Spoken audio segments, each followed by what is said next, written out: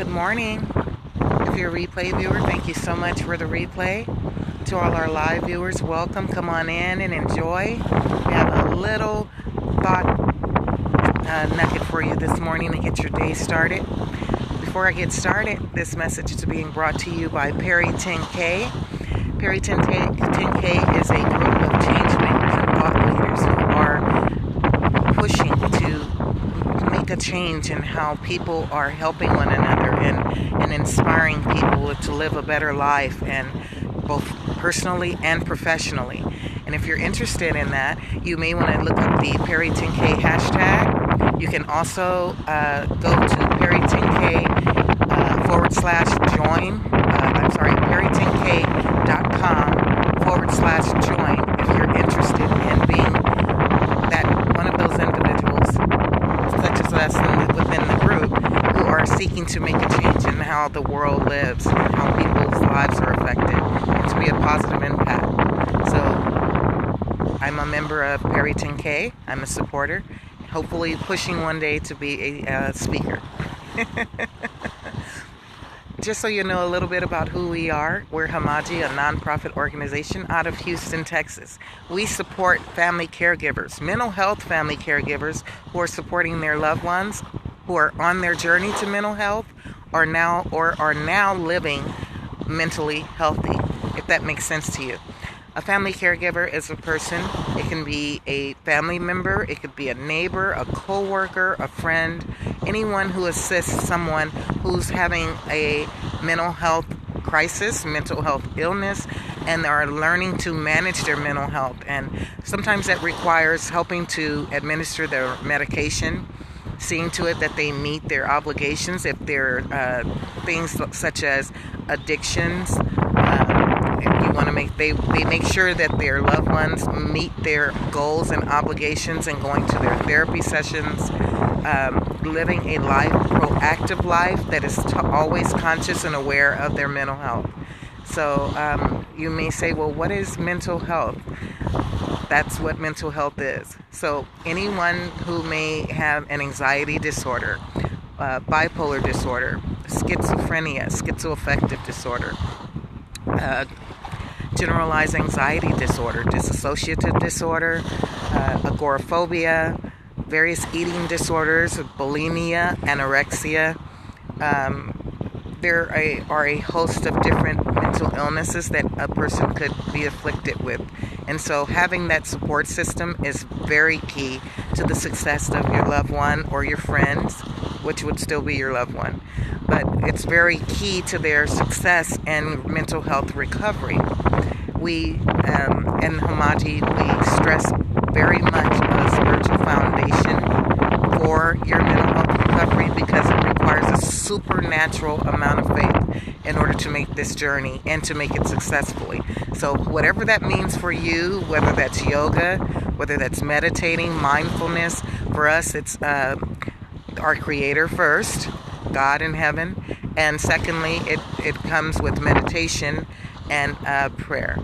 So today the discussion is about how can you help others? How can you affect the lives of others?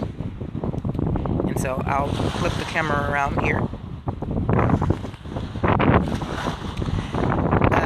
Good morning.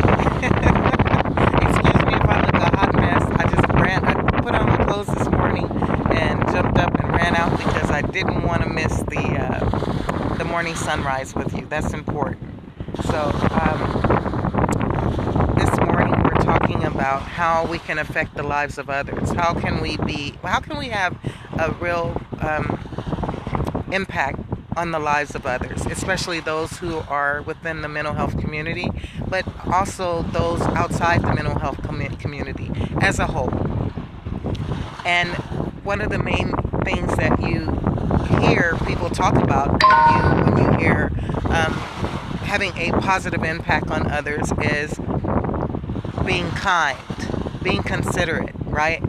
Considering how we speak to one another, considering how we treat one another, how we go about our day, being conscious of how our behaviors, right, how our actions can not just affect ourselves, but those that we come into contact with, being our family members, because those are who we coexist with within our homes, right?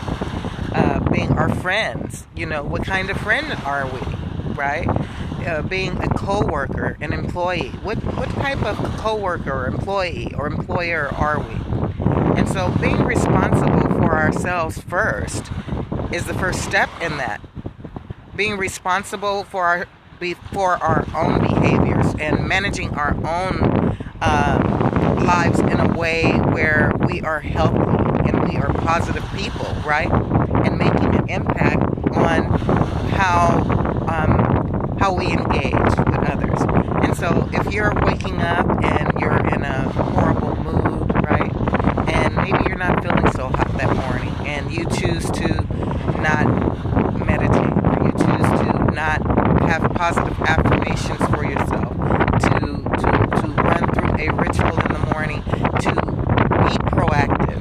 We talked a lot this week about being mindfulness, and being aware, and gratitude. We talk about gratitude is something we talk about every week on Thursday, on Thankful Thursday.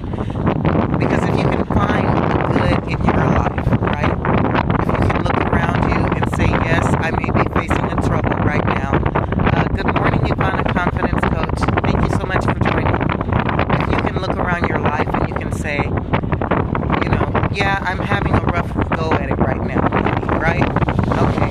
And so with me focusing on that, that's all I'm going to think about all day long. And anyone I come into contact with throughout my day, that's going to rub off on them, because I'm not in a good mood, right? I'm feeling kind of downtrodden. Maybe even I'm feeling victimized by my life, by circumstances that are going on in my life. Maybe it's my health challenges, right? Maybe it's something that's going on within my marriage. Maybe it's something that's going on with me and my children. All those things have an effect on us. And if we are not able to manage that, it affects how we go out into the world, our energy that we put out to others when we leave our homes. So that's why it's important to have a spiritual life. That's why it's important to be proactive in how we live on a personal level first. So getting up, and the first thing you do in the morning should be, you place your feet on the floor. Matter of fact, with your eyes open, you should be thankful for another day of life. There are so many people every day struggling through chronic illnesses, terminal illnesses, who all they want is more time. Right? And this is so cliche. I know it seems like people always go to that when you want to make reference to how important it is to be grateful for your life. But I mean, it's very important that you just stand back and look and consider that, right? What if in this moment, right now, you found out that you only had 6 hours to live? What would your day look like? How would you engage with your spouse? How would you talk to your children? Would you call the old friend that you have had a battle with, or you've been holding a grudge against? You see, when you take your life and you put it in perspective, that none of us know when our last day, our last hour, our last moment is here. We don't know when our clock is going to stop ticking. And so, if we are living our life every day and defeated and, oh, woe is me, I got this going on, and I can't ever seem to get on top, and no matter what I do, I go up 4 steps and get pushed back 10, and you are wasting valuable time. Excuse me. You're wasting valuable time. Time that you could be enjoying the things that you do have in your life, the things that are good in your life. And then, therefore, you're able to fully engage, fully be grateful, and find happiness. Happiness is not a destination. People believe, oh, well, if I do this, and then it's going to make me feel happy, and then I'm going to be fine, right? If I get enough, if I get more, if I just had $10,000 more dollars, if I just had, if I hit that lotto and I could actually, I'd be happier because I could pay my bills and I could pay all this. What you have to understand is bills are constant, right? Life's needs are constant. So if that's what we're investing in and that's what we're basing our happiness on, it's always going to be fleeting because that fluctuates. There's always going to be a change. There's always going to be some adversity, some life experience that comes to us that we have zero control over, and that no matter what amount of money we have, we can't buy our way out of it. You look at the many famous people who have been wealthy beyond our wildest dreams and have been afflicted with an illness that took their lives from them. So if you're sitting here today watching this go and you're thinking to yourself, if I had XYZ amount more of money, my life would be simplified and all would be well and it would be great, think again. That takes care of your obligations. That doesn't take care of your spirit. That doesn't take care of the love that you can extend to your family members and others. The time you can contribute to a shelter or to an orphanage or to being a foster parent. The time that you can spend walking out in your day, smiling, greeting others, asking them about their day, putting energy out into the world, out into the universe, into others, pouring into others, changing how their outlook may be on their lives, living your life in such a way that you inspire others to want to be happier, to want to be free, to want to be kinder. So when you think about how can I make an impact on the world, how can I make a change, I'm so tired of seeing all this and all that and all the suffering. If each one individual invested in themselves first, invested in how you are feeling first, that is part of the answer there. Because you're coming out into the world and you're not looking for someone to take it out on. You're not looking for someone to pour into the vinegar that is spoiling and thriving from you because you're angry and bitter and resentful about the things that you're experiencing in your life. So when we get up in our mornings, we must be intent on how our day is going to go. No, we don't have control over leaving our house and a traffic jam hits us, and even though we got up on time, it puts us 30 minutes to an hour behind in getting to work. We don't have control over a child getting sick and causing us to miss time off from work, and now that means pay that whether we get vacation or sick time at work, that's pay that's going to be missing out of our paycheck, in the next pay cycle. We have no control over unforeseen occurrences, but what we do have control over is how we react to what is happening around us and to us. We do have control over how we think about it. I'm not here to tell you that, it's the saying, what is it? I'm trying to remember. If you do something, sun rays will shine out of your face and you'll look lovely. I'm not telling you every morning unicorns are going to dance at the foot of your bed, angels are going to be playing harps, and, you're going to wake up, you're going to stretch, you're going to say, look out world, I'm coming, I'm not telling you that. Because some mornings we wake up and life is a little heavier than it was yesterday. What I am telling you is making the conscious effort to say, you know what, Lord, you woke me up this morning. I have my sight, I have my vision, I'm breathing, I have full function of my body, everything's working, I'm able to eliminate without assistance. Whatever your abilities are, whatever your blessings in your life is, you have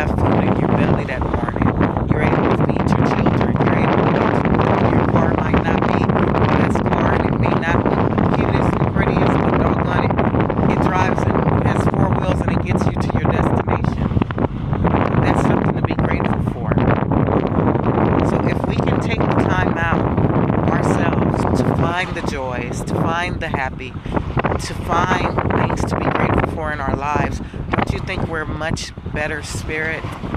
We're much better health-wise? Then we're able to go out and to affect others. We're able to let them see, you know what, so-and-so, has all that work on their desk, and they just got put on in on that other project. And that's really stressful. But you know what? Every time I see them around the office, they're always asking others how their day is going. They're always asking, how can I be of assistance to you? They're always smiling. They're always part of the group that everyone loves to see them there, because no matter what's going on or no matter how much stress is going on, they're actually the one who inspires everyone. Good morning, John P. Cordray. Thank you so much for joining. They're always the one to come in and say, you know what? Yeah, we got a sucky situation, but you know what? We're going to pull together. Good morning. We're going to pull together, and we're going to make this work. Those are the people you thrive to be around. No one wants to be around someone who looks like they've been sucking on lemons all morning before they needed to work, right? So that's how we can be responsible for helping others, affecting the lives of others. People can see that no matter what you're going through, no matter what adversity faces you, comes your way, that you are a warrior. You get up, you fight, and you have a positive outlook. Regardless to what's going on, you decide that I'm going to be happy. I'm going to still keep going, even if it looks like I'm not making much progress. I know that I'm making progress, and I'm going to keep going. That's how we affect the lives of others, through caring for ourselves first. Because if you can't care for what's in here, if you can't care for you first, if you can't love you first, it's impossible for you to love others, because you can't see that's necessary. You can't see that they are deserving. You can't see that you yourself are deserving of love. Why do you think you're someone else is? So, working on our inward selves, our love for others, our gratitude is how we can affect the lives of others, because we present them a person who's resilient, dependable, a person who is positive, a person who is a joy to be around. You can change the way someone else is feeling about their life, their day. So we thank you so much for joining us on this broadcast. I have my husband and my daughter behind me. We're enjoying this beautiful, beautiful morning, and I'll turn it around so you guys can see. We're enjoying this beautiful, beautiful morning, and we, did our meditation this morning, prayer already, and we shared it this morning with our followers. And so you can join us here every Saturday at 7 a.m. Central Standard Time. We do a meditation scope, and then we also do this after the scope, where we talk about various topics. There's no set topics. I'm hoping to get to the point where I can get feedback from you guys, the viewers, and tell us the things that you're interested in knowing about. Mental health community, we are not professionals, we're family caregivers, in the sense of professional family caregivers. My grandmother says the best sense is walk sense, and we have our nicks and bruises, and we've made it through. So we can share our perspective and things that have been effective for us, and helping our son to navigate his mental health recovery, in which now we are no longer full-time family caregivers, but part-time family caregivers. And I myself am a mental health survivor of depression and anxiety. So just showing that it's possible with hard work and putting some skin in the game. So you guys, thank you so much for stopping by. We're here Tuesday through Friday, 7 p.m. Central Standard Time, and once again, Saturdays at 7 a.m. Central Standard Time. And enjoy your day, and we end our broadcast by saying, may today bless you with whatever makes you successful.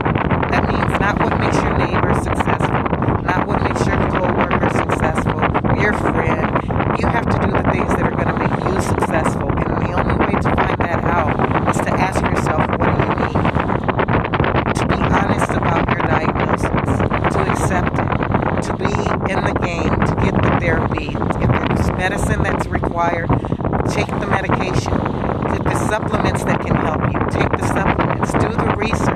stay at the forefront and at the edge of your research always for your mental health and for your health overall. And most importantly, make your foundation spiritual. That is going to make you successful with your recovery. You have to believe in something bigger than what you're in. It has to be something bigger than what you're going through. It has to be a supernatural faith. The only way you can do that, excuse me, you have to reach past the physical. Good morning, Perry 10K. You have to reach past the physical part of who you are into your spiritual being, because that is what is going to get you through when things get dark and don't seem like they're